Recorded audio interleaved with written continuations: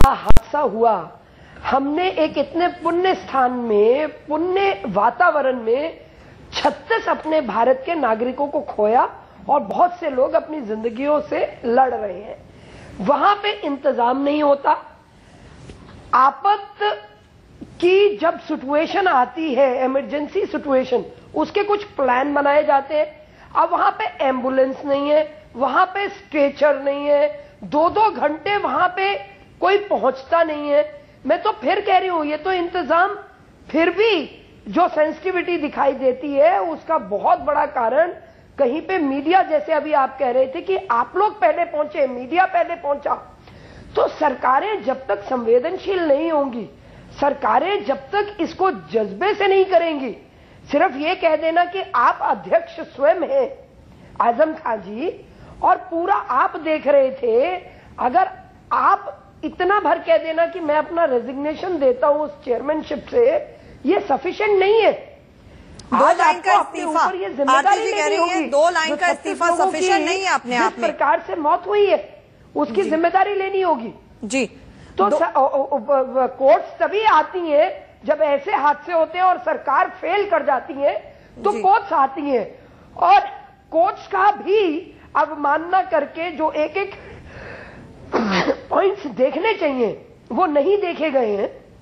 मुझे ऐसा लगता है कि सरकार पूरी तरह से विफल रही, फेल हुई है और ये बहुत दुर्भाग्यपूर्ण है। केंद्र की सरकार का, अग्रवाल जी, सरकार विफल रही है, ये आरती जी का कहना है और बंसल जी को इसकी रिस्पॉन्सिबिलिटी। आरती जी का कहना है कि सरकार विफल रही है, कोर्ट्स को भी इसीलिए अपना इंटरफेयर करना पड़ता है क्योंकि पूरी तरह से सरकार कहीं ना कहीं काम अपना ठीक ठाक नहीं करती है।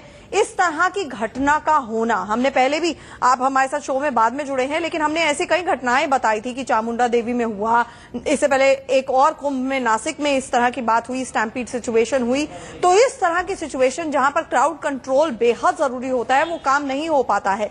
लेकिन कई ऐसी जगहें हैं, चाहे वो वैष्णो देवी की बात हो, चाहे अमरनाथ पिलग्रिम्स की भी अभी बात है जहां पे श्राइन बोर्ड है, लेकिन वहां पर भी अब ठीक से सिस्टम शुरू होगा। तिरुपति की बात है, जब ऐसे बहुत ज्यादा लोग एक जगह पर, आस्था का सवाल होता है, एकत्रित होते हैं, सब चीजें पहले से पता होती है, आपको लगता है एक अथॉरिटी बना देनी चाहिए इन सब चीजों के लिए अग्रवाल जी?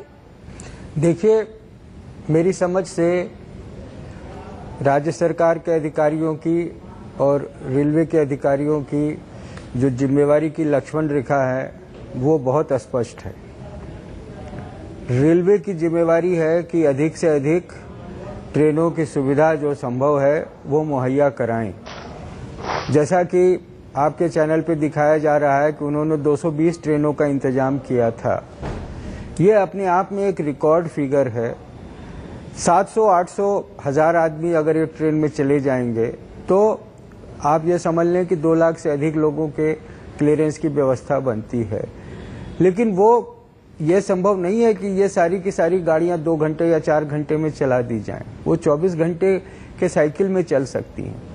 जहां तक कि क्राउड कंट्रोल का प्रश्न है, मैं स्पष्ट ये मानता हूं कि ये क्राउड जनरेट तो हुआ संगम स्थल से जी, रेलवे स्टेशन में ये इसकी पैदाइश नहीं हुई है। तो सब लोगों को पता है, राज्य सरकार के अधिकारियों को भी पता है कि इलाहाबाद रेलवे स्टेशन की कैपेसिटी कितनी है, अधिक से अधिक, अगर उसको 4 गुना भी अधिक आंका जाए तो, कि कितने लोग खड़े रह सकते हैं। और क्राउड कंट्रोल, सीधी सी बात है कि पूरे शहर में लॉ एंड ऑर्डर की व्यवस्था रखना ये रेलवे प्रशासन की जिम्मेवारी के हद से बाहर का प्रश्न है। वो इसके लिए प्राधिकृत नहीं है, न इसके लिए उनके पास में सरकार नहीं। वही हम सोल्यूशन पे ही आ रहे हैं अग्रवाल जी। वैसे आपसे पूछना चाहूंगी, क्या एक अथॉरिटी अब बनाना बेहद जरूरी हो गया इस तरह की जब भी पिलग्रिमेज होती है? ऐसा है कि एक अथॉरिटी बनाने के बजाय मैं ये सोचता हूं कि इस हादसे से जो बहुत दुखद भासता है, और मैं भी अपने आप को बहुत शर्मसार महसूस करता हूं। आज देश की जनता को जवाब देना बहुत मुश्किल है, चाहे किसकी भी गलती हुई हो, लेकिन 36 जानें देश के नागरिकों की गई, ये बहुत दुखद बात है। तो इससे हमें ये सबक लेनी चाहिए कि हर 3 साल पे देश में कहीं न कहीं कुंभ होता है, 12 साल पे इलाहाबाद में होता है। तो हम और क्या प्लानिंग करें कि जिससे कि ये हादसा नहीं हो। मेरे मस्तिष्क में एक बात आती है कि भाई नहीं, प्लानिंग क्या करें। अब वैसे साहब आपसे जानना चाहूंगी कि अल्टीमेटली सोल्यूशन क्या हो सकता है इस समस्या का। देखिए, सब पता है, पहले वैट साहब से जानना चाहूंगी मैं। देखिए, मेरे हिसाब से सोल्यूशन ये है, पहली चीज तो ये कि कुंभ का एक ओवरऑल सीनियर एडमिनिस्ट्रेटर होना चाहिए जी, जो सबके काम को देखे, चेक करे, मॉनिटर करे और हेल्प करे, कोऑर्डिनेट करे। एक बात। दूसरी बात ये कि जगह जगह क्राउड कंट्रोल के लिए जॉइंट ग्रुप होना चाहिए, 1-2 रेलवे के और 10-15 सिविल अथॉरिटी के, जिससे वो जो 12 किलोमीटर की जगह है उसमें जगह जगह जहां रोकते हैं लोगों को वो तब छोड़े जाएं जब आगे से ये खबर आए कि यहाँ जगह है जी। और तीसरी बात ये कि फुट ओवर ब्रिजेस पर रेलवे को ध्यान देना चाहिए कि कोई क्राउड होने न दिया जाए। और चौथी बात यह है कि जो राहत का वो है इंतजाम वो फुट ओवर ब्रिजेस पर ही होना चाहिए, जिससे कोई भी शख्स, ये सबको ये पता रहेगा कि अगर प्रॉब्लम है तो फुट ओवर ब्रिज पर डॉक्टर बैठा है, उसको आप ले लो। हर एक प्लेटफॉर्म के लिए एक डॉक्टर होना चाहिए और मेरे ख्याल से शायद था भी जी, क्योंकि एक प्लेटफॉर्म पे हादसा हुआ, नहीं, बाकी प्लेटफॉर्म से देख रहे हैं उसमें वैसे साहब कहीं पे भी नहीं दिखा। आरती जी, आपसे जानना चाहूंगी कि क्या अब हर बार इस तरह का जब महापर्व होता है तो कहीं ना कहीं एक अथॉरिटी बना दी जाए जो पूरी तरह से जो पूरा प्रबंधन का काम करे, ताकि इस तरह की कंफ्यूजन ना हो। अकाउंटेबिलिटी तो कम से कम तय हो कि अगर कुछ ऊंच नीच हो जाए तो आप किसी एक शख्स को पकड़ सके। देखिए, अभी जो सज्जन अभी एक एक बात, एक एक पॉइंट बता रहे थे जी, कि 12 किलोमीटर का वो रास्ता है, उसमें किस तरह से लोगों को छोड़ा जाए, प्रबंधन कैसा हो, और अगर भगवान न करे कोई हादसा हो जाए तो उस हादसे के लिए प्रबंधन कैसा हो, आफत प्लानिंग कैसी हो कि इमरजेंसी में कैसे डील करेंगे। अब ये बातें हम तब कर रहे हैं, ये इतना दुर्भाग्यपूर्ण है कि ये इतनी बेसिक बातें हैं। मैं एडमिनिस्ट्रेशन में रही हूं, ये इतनी बेसिक बातें हैं, ये पहले एक एक चीज डिसाइड, इसमें कौन सी बहुत बड़ी इंजीनियरिंग की जरूरत है। ये सारी चीजें एक सेंसिटिविटी से काम करती हैं। जब आप एक प्लानिंग लेके एक माइंड में खाका खींचते हैं और वो खाका बनाते हैं कि ये मेरा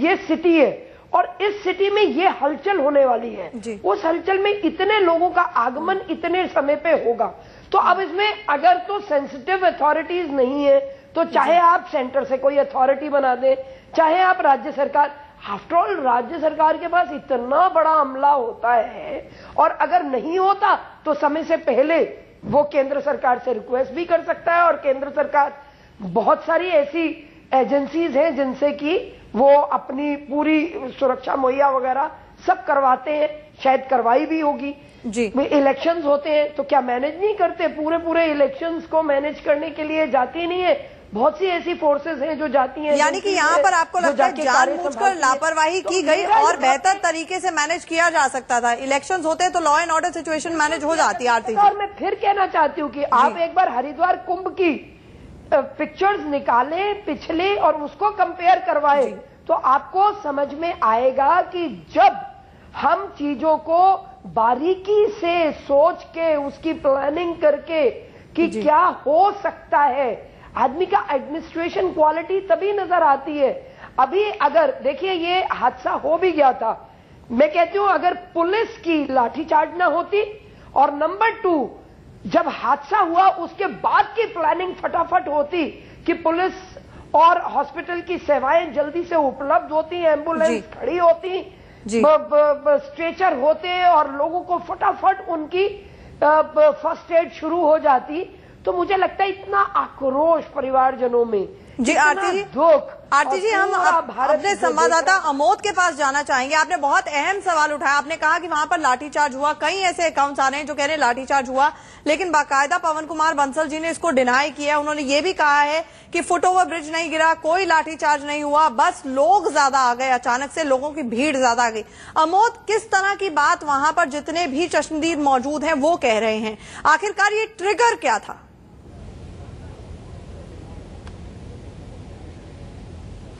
देखिए, चश्मदीदों की बात जो है वो यही है, वो कह रहे हैं कि भीड़ को कंट्रोल करने के लिए पुलिस ने बल का प्रयोग किया, उनको दबाया गया। वो तब हुआ जब वहां पे हादसा हो चुका था और वहां पे काफी लोग हंगामा कर रहे थे। वहां से इंजर्ड्स और जो जिनकी डेथ हो गई थी उनको निकलने नहीं दिया जा रहा था। उस वक्त पुलिस ने कुछ फोर्स का उपयोग किया था, ऐसा लग रहा है, क्योंकि चश्मदीद ऐसा कह रहे हैं। हालांकि प्रशासन इसको पूरी तौर से खारिज कर रहा है। दिन में आज जब मैंने डीआईजी जीआरपी से बात किया, उन्होंने भी इस बात को खारिज किया, मंत्री ने खारिज किया। इवन मैं आपको बताऊं कि जो रेलवे के जनरल मैनेजर हैं, जोनल मैनेजर हैं, उनसे बात हमारी हुई तो उन्होंने भी कहा कि कोई यहाँ बल का प्रयोग नहीं हुआ था।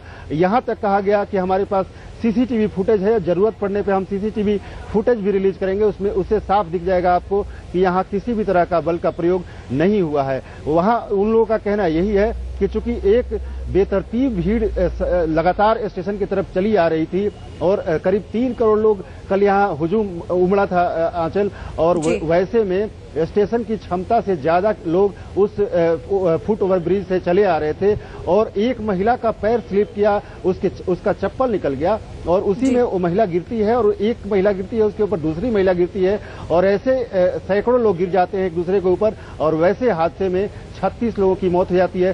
थोड़ा कहने और सुनने में आश्चर्य जरूर लगता है, लेकिन ऐसा ही लोग बता भी रहे हैं। जी देखा वैसे हमारे संवाददाता अमोद वहां पर बता रहे हैं कि बाकायदा एक तो पहले से ही स्टैम्पीड सिचुएशन भगदड़ चल रही थी, ऊपर से कितनी इल इक्विप्ड थी पुलिस की, वहां पर लाठीचार्ज की बाकायदा लोग बात बोल रहे हैं कि उनके ऊपर लाठियां भांजी गई क्राउड कंट्रोल के लिए। वैश जी। हाँ जी, नहीं हो सकता है, इसमें कोई शक नहीं, और शायद कभी कभी इस चीज की जरूरत भी होती है। अगर किसी इंजर्ड आदमी को बाहर ले जाना है और क्राउड नहीं हट रही है रास्ते से तो बल का प्रयोग करना पड़ता है और करना चाहिए। लेकिन मेरा कहना यह है कि अभी तक जितने हादसे मैंने सुने हैं रेलवे स्टेशन पे वो आमतौर से फुट ओवर ब्रिज के स्टेयरकेसेस पर होते हैं। तो अगर फुट ओवर ब्रिजेस को ठीक तरह से सिक्योर किया जाए और उतने ही आदमी छोड़े जाएं जो फुट ओवर ब्रिज से निकल के प्लेटफॉर्म पे पहुंच जाएं और हर समय फुट ओवर ब्रिज खाली रहना चाहिए मोरलेस, तो तब फिर काम बनेगा। और दूसरी बात मैं ये कहूंगा कि ये कुंभ के लिए एक कमांडर आवश्यक है। ये ऐसी बैटल थी जिसमें कोई जनरल था ही नहीं। अग्रवाल जी, ऐसी बैटल थी जिसमें कोई जनरल था ही नहीं। मेरा खुद का एक्सपीरियंस ये है कि जब दिल्ली में छठ पूजा के लिए अचानक से नई दिल्ली रेलवे स्टेशन पर भीड़ जो उमड़ती है वो उमड़ी और उसमें भी स्टैम्पीड सिचुएशन हो गई और सिर्फ कोई र्यूमर कोई ट्रिगर नहीं, लेकिन अचानक से स्टैम्पीड सिचुएशन हो गई। तो क्या क्राउड को कंट्रोल करने के बाकायदा इंतजामात किए जाने चाहिए? क्योंकि ये कुंभ तो बहुत बड़ी बात है। छठ पूजा के लिए जब लोग दिल्ली से बाहर जाना चाह रहे थे उसमें भी स्टैम्पीड सिचुएशन हो जाती। क्या ये सिर्फ फुट ओवर ब्रिज का मामला है या ओवरऑल अकाउंटेबिलिटी भी यहाँ पे है? नहीं, उस समय भी ब्रिज पर ही काम हुआ जो भी होना था। और मेरे हिसाब से क्राउड कंट्रोल के काफी एक्सपीरियंस यहाँ इंडिया में है। लोगों को उसे फॉलो करना चाहिए और बड़ी सख्ती से उन्हें इम्प्लीमेंट करना चाहिए। एनक्लोजर्स को मजबूत बनाना चाहिए कि लोग तोड़ न सकें जी। और काफी वहां पुलिस और आरपीएफ वगैरह होने चाहिए जो कि ये देख सकें कि कोई चीज गलत ना हो। अग्रवाल जी, आपकी टिप्पणी। देखिए, ये बात साफ है कि जब भी कोई पर्व का समय आता है तो बड़े स्टेशनों पे लाइक नई दिल्ली या दूसरे जो बड़े स्टेशन है वहाँ पे बहुत भीड़ इकट्ठी हो जाती है। तो मेरा तो ये मानना है कि जो भी हमारी व्यवस्था है जिसे हम डिजास्टर मैनेजमेंट के तहत अगर देखें तो हमारी कार्यकुशलता का असली मापदंड या बेंचमार्क वही है कि ऐसी सिचुएशन में, एक्स्ट्राऑर्डिनरी सिचुएशन में हम उस स्थिति को संभाल पाते हैं या नहीं। नॉर्मल वे से 365 दिन गाड़ियां चलती हैं, ठीक है, लेकिन ये जैसे आपने छठ पूजा का हवाला दिया या अभी ये कुंभ में जो हादसा हुआ, तो ये स्पेशल ओकेजन्स होते हैं जिनके लिए कि स्पेशल स्ट्रेटेजी की जरूरत है। तो मेरा व्यक्तिगत ये मानना है कि शायद समय आ गया है कि हम लोगों को मिल बैठ करके दोषारोपण करने के बजाय या एक दूसरे पर बॉल फेंकने के बजाय जवाबदेही का मिलजुल करके ये उपाय निकालना चाहिए कि क्या स्पेशल स्ट्रेटेजी होनी चाहिए, क्या हमारी कमी है और हम क्या टेक्नोलॉजिकल एड ले सकते हैं, क्या नए इक्विपमेंट्स ला सकते हैं। क्योंकि आप चाहे कितना भी दोषारोपण एक दूसरे पर करें, देश के सामने तो दोनों ही जवाब दें।